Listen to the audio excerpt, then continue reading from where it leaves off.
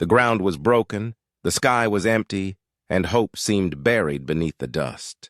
For decades, the Sahel looked upward only to meet drones, warplanes, and clouds that never rained. But in 2025, over the cracked earth of Burkina Faso, the sky betrayed its history. The thunder came, not from bombs, but from helicopters transformed into sowers of life. 2,000 metric tons of maize poured down like golden rain. Kernels struck the soil like sparks against stone, igniting not explosions, but harvests yet to come. Children stretched out their hands to catch the falling grain. Elders fell to their knees, tears cutting lines through dust. In that moment, war machines became vessels of renewal, and a nation long starved of dignity felt the weight of sovereignty in every seed. It was not the banner of the United Nations. It was not stamped with the logos of foreign donors. It was the will of Ibrahim Traoré, a man daring enough to gamble his nation's future on the simplest of truths, that food is freedom. Do not look away, this is no mere gesture. Stay with us, subscribe, and witness how 2,000 tons of maize may yet rewrite the destiny of Africa. The morning of 2025 broke over Burkina Faso like the cracking of an old vessel. Soil split wide, villages wrapped in silence, the horizon shimmering with heat. For years, the people of the Sahel had lifted their eyes only to be greeted by the menace of drones, the shadow of warplanes, or the mocking promise of clouds that never rained.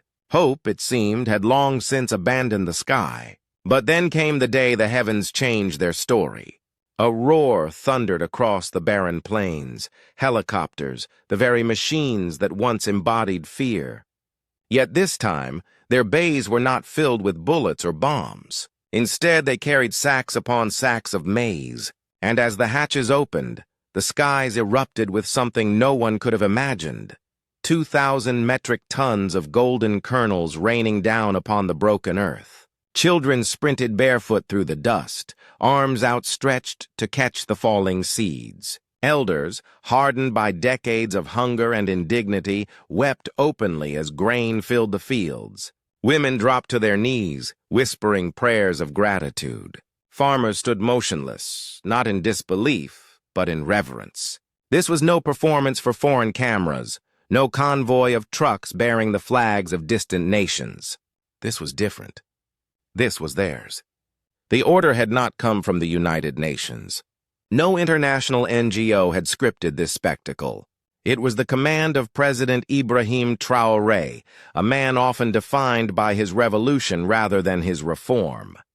In Ouagadougou, bareheaded before his military commanders, he had uttered words that some called reckless, others visionary. Fill the helicopters. Not with weapons, not with troops. Fill them with corn. Within hours, war rooms turned into granaries. Soldiers, pilots, civilians, all repurposed their machines of conflict into carriers of life. No forms stamped by the IMF. No consultants flown in to draft feasibility reports. Just action. Direct, immediate, sovereign. The image was unforgettable. Pilots navigated the Sahel skies at low altitude, scattering waves of maize like sacred rain across soil long thought barren. From above, the land was streaked with lines of gold. From below, it felt as though heaven itself had bent down to touch the earth. And then came the miracle that no strategist could have plotted on a map. Within weeks of the final drop, dark clouds gathered over the horizon. Rain fell, not in violent storms, but in steady, life-giving showers. Seeds drank, earth softened, and green shoots broke through the dust. What satellite imagery first dismissed as anomalies soon revealed themselves as living proof. The desert was blooming. The Ministry of Agriculture released numbers that startled even seasoned scientists. Germination rates were 40% higher than predicted in lands once abandoned as unsalvageable. Families who had for years survived on thin millet gruel now roasted fresh maize over evening fires. Children went to bed not hungry but full. Health clinics noted fewer cases of anemia and malnutrition. For the first time in living memory, the hunger that had haunted households began to retreat. Villages renamed the season. They called it the week the earth was blessed from above. Songs sprang up on radios, classrooms filled with drawings of helicopters transformed into saviors, and communities composed drums and chants in celebration of rain made of seeds. Machines once feared had been reimagined as guardians of life. Yet this was more than food. It was a shift in the very narrative of a nation. For generations, Burkina Faso had been told that salvation arrived stamped with foreign flags, delivered in bags that nourished mouths but starved dignity. Now they had witnessed something unthinkable. Their own soil, their own skies, their own hands providing the sustenance. This was not aid. This was ownership. An elderly farmer said it best on national radio. Even if only half of these seeds grow, they will feed more than speeches or promises ever have. In his words lay the truth of the moment. The revolution was not in the perfection of policy, but in the restoration of belief. Belief that the people mattered, that their land still held power, that their children could inherit something other than despair. For Burkina Faso, a nation often reduced to footnotes in famine reports, this was no longer survival. It was rebirth. What began as a tactical order in a war room had become something far greater, a spiritual and social transformation rooted in the soil itself. But as the fields turned green, as laughter returned to village squares, another reality took root. For every miracle there is resistance. For every act of defiance there is an answering push. And beyond the horizon, in offices far from the Sahel sun, powerful voices were beginning to stir. The question loomed like dust on the wind. Would these seeds grow only into harvests, or into a storm that the world was not prepared to face? The miracle did not end with kernels striking the soil. Within weeks, the Sahel sky delivered its second gift. Clouds gathered, heavy with long-withheld mercy, and rain fell, not in floods of destruction, but in steady sheets of life. The seeds drank deeply. Dust turned to loam. Green shoots broke through the earth like whispers of defiance against decades of despair. From space, satellites captured it first. Strange emerald lines carved across a land long labeled barren. To analysts, it was anomaly. To Burkina Faso farmers, it was revelation. Fields once abandoned as wasteland glowed with promise. And in villages across the countryside, celebration erupted. Children roasted fresh maize over open fires. Mothers ground flour for porridge. Livestock fed on tall stalks. Health workers recorded fewer cases of malnutrition. For the first time in years, fullness replaced hunger. The air thickened with song. Radios played new compositions praising the rain made of seeds. Drums echoed across valleys. In classrooms, children painted helicopters not as machines of war, but as angels of provision. Elders declared the week sacred, the moment when hope descended from above, not with aid stamps, but with dignity. Yet the true climax came not only in fields, but in words. Before a sea of supporters in Bobo Dioulasso, Ibrahim Traoré stood firm, his voice carrying across the crowd like thunder. They called it madness when we reclaimed our gold mines. They called it danger when we sowed our own soil. Now they call it a threat because we feed our children without their stamp of approval. The declaration electrified villages, echoing across radios and market squares. What foreign critics dismissed as populism, the people received as prophecy. And abroad, reactions fractured along familiar lines. European trade desks issued sterile communiques, warning of uncertified maize and potential market distortions. But beneath the technical jargon lay panic. Subsidized exports from Brussels had long dominated West African shelves. A self-fed Burkina Faso threatened not just profits but precedent. A leaked corporate email revealed the fear in plain words. We cannot let this become a precedent. At home, the effect was the opposite. What analysts labeled agricultural populism became, for ordinary Burkina Faso, the first tangible taste of sovereignty. Cooperatives sprouted alongside the maize. Women pooled earnings to buy oil presses. Youth abandoned dreams of migration to Europe and built futures from their soil. Critics abroad spoke of chaos. Citizens felt only clarity, that dignity had at last taken root. But the higher hope climbed, the sharper the scrutiny grew. Western economists warned of monoculture, soil exhaustion, and the dangers of planting without irrigation. Environmental NGOs issued reports on sustainability. One British analyst quipped smugly, "A helicopter may scatter seeds, but it cannot scatter stability." His words circulated in think tanks, carrying the cold logic of distance. Yet in Burkina Faso, those arguments rang hollow. Local journalists pushed back. When Europe plants endless wheat, it is called efficiency. When Africa plants corn, it is called chaos. The people were not waiting for permission. They were acting. Even as foreign critiques mounted, the images spoke louder. Crowds gathering to cheer aircraft flyovers. Songs in marketplaces praising the harvest of dignity. Mothers feeding children roasted corn, their laughter carrying further than any white paper or policy memo. For those who had lived too long under the shadow of aid dependency, these were not spectacles. They were salvation. The corn revolution was no longer confined to the soil. It had entered the bloodstream of culture, politics, and pride. It became sermon and song, mural and myth. A movement once doubted even in Ouagadougou's halls of power was now uncontainable. But as the maize fields flourished, so too did unease beyond Burkina Faso's borders. Boardrooms in Europe, ministries in Washington, trade desks in Geneva, all began to ask the same question. What happens when the continent that was meant to depend begins to defy? And so the celebration in Ouagadougou cast a shadow in Brussels. For every seed that sprouted in the Sahel, resistance was taking root abroad, preparing a storm that no harvest could avoid. What began as a spectacle of helicopters and golden kernels soon transformed into something deeper, an economic engine and a social rebirth.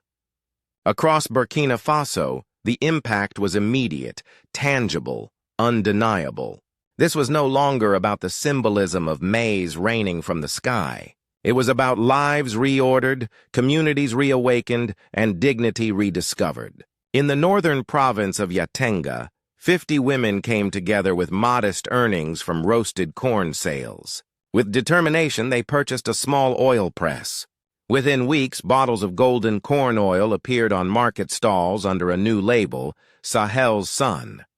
It was more than a product, it was a statement.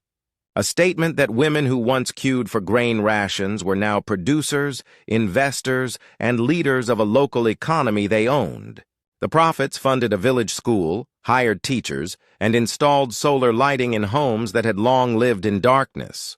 The ripple spread quickly. In other regions, cooperatives financed by maize income dug wells, built health posts, and organized training for young farmers. By 2028, official government data revealed that more than 70% of maize processing cooperatives were led by women, and with leadership came voice. Women who had long been marginalized began attending council meetings, influencing agricultural policies, and demanding fair pricing.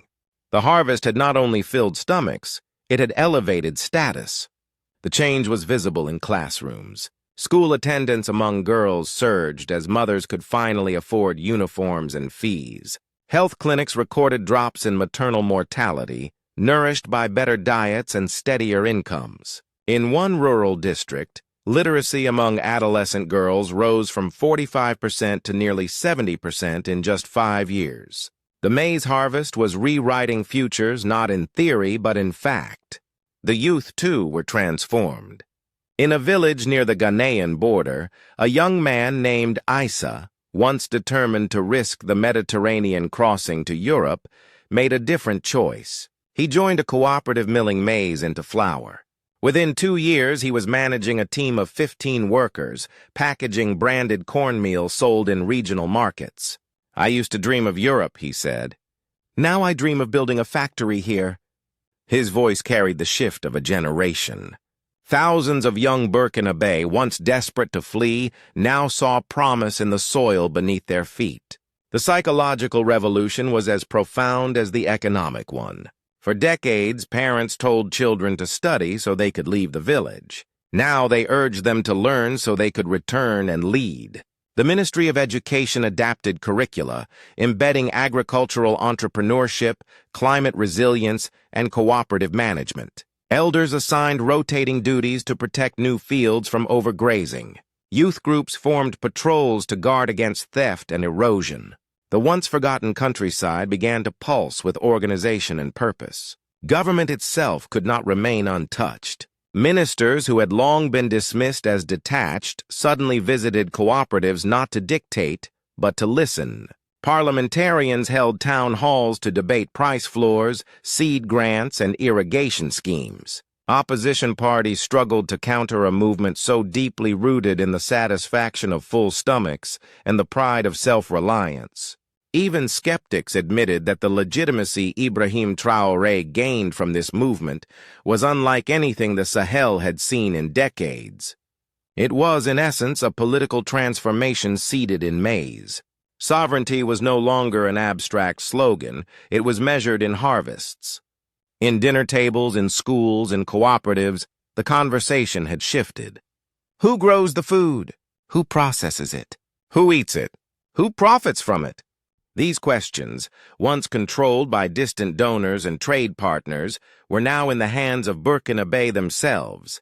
And here lay the larger resonance. Observers across the continent began to frame this not only as a Burkina success, but as a living lesson in African leadership. A nation long considered peripheral had stepped into the center, not by speeches at international forums, but by placing seed into soil. The message was clear.